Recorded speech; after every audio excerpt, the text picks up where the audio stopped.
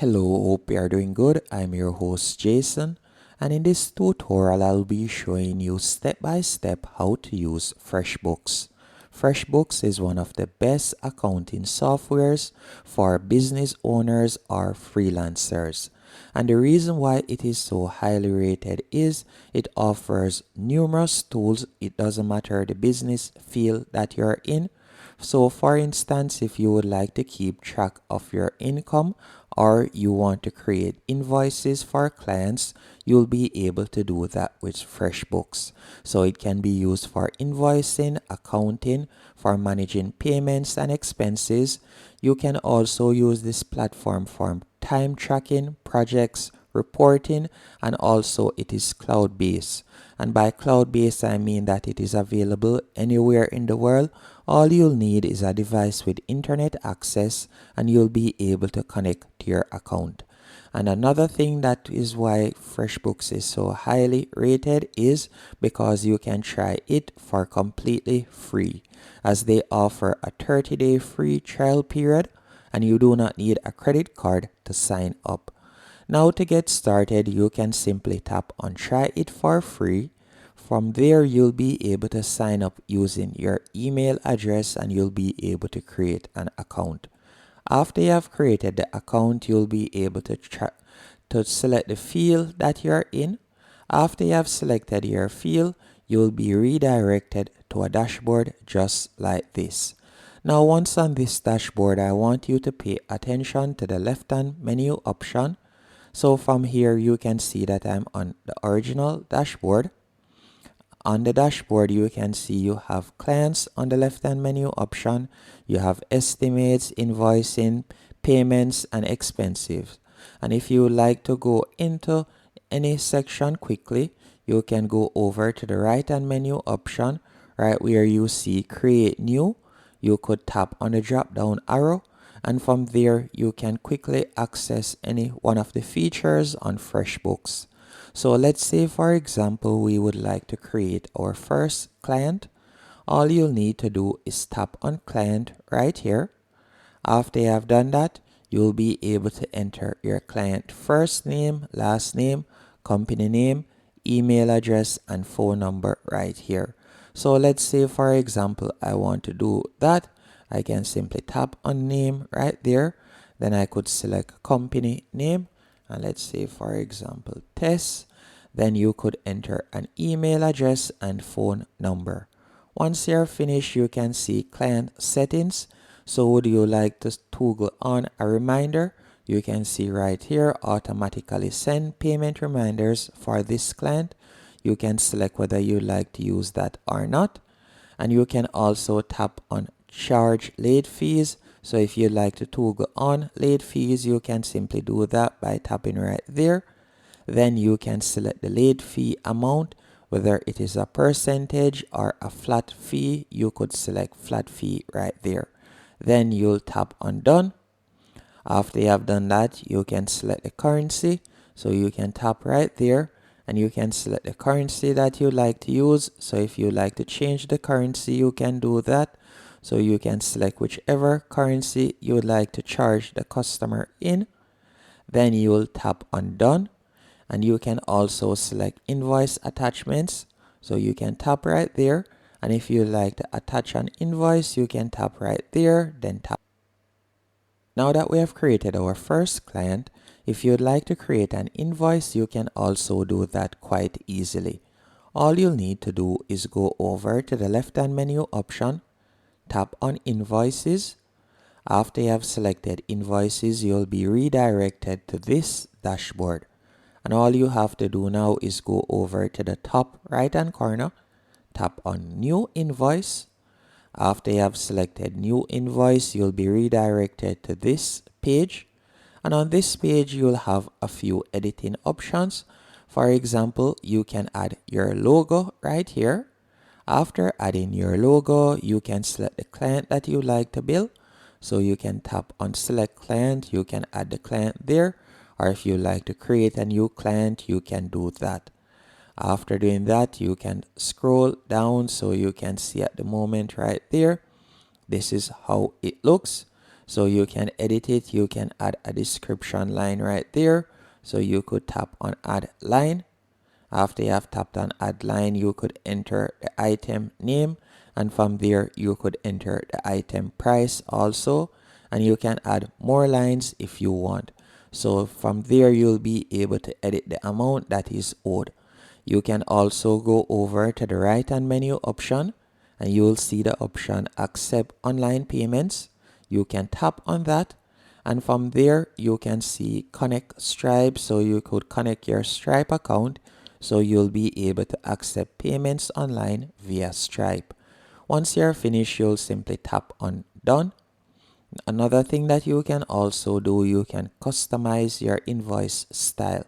So you can tap right here, and from here, if you'd like to change the style, let's say you want to change the theme color, you could tap here to change the theme color.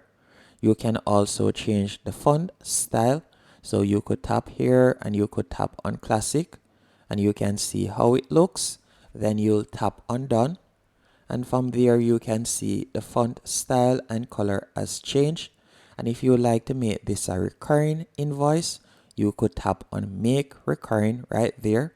Then you'll tap on make recurring once more, and it will be saved as a recurring invoice.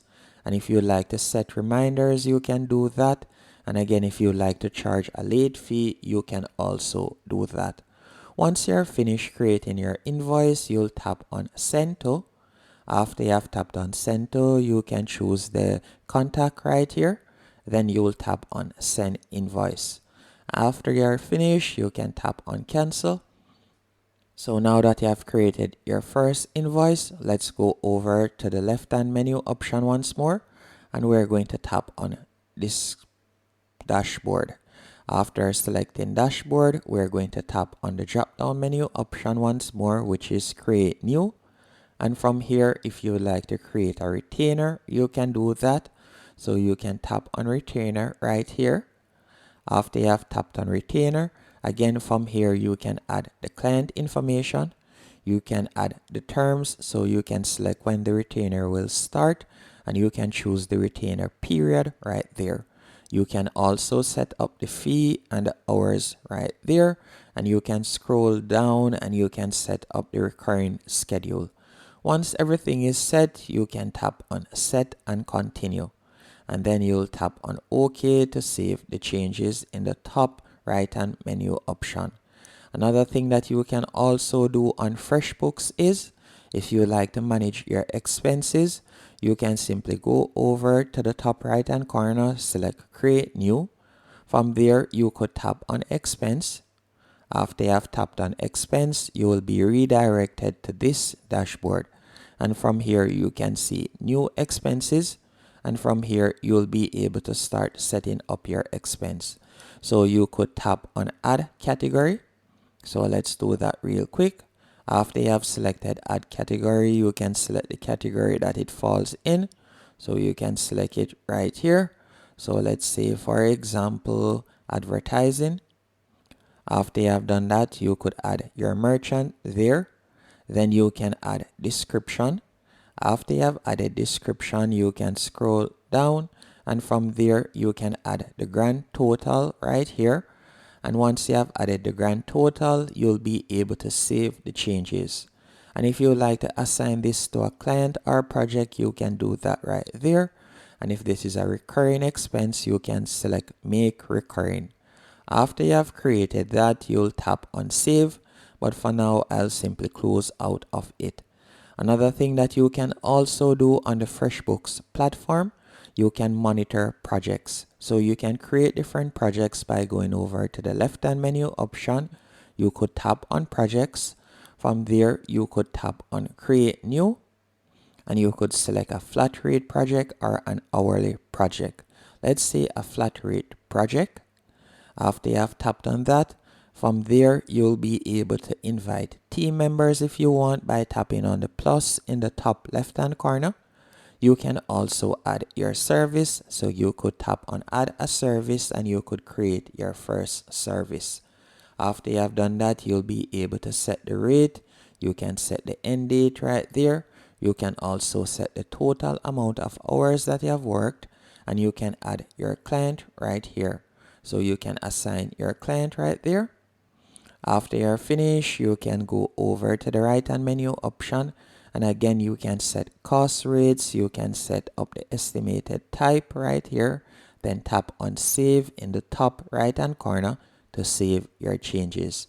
And that's how you'll be able to add projects and monitor projects using FreshBooks. Now, if you'd like to use the FreshBooks platform for time tracking, you can do that by tapping on time tracking right here.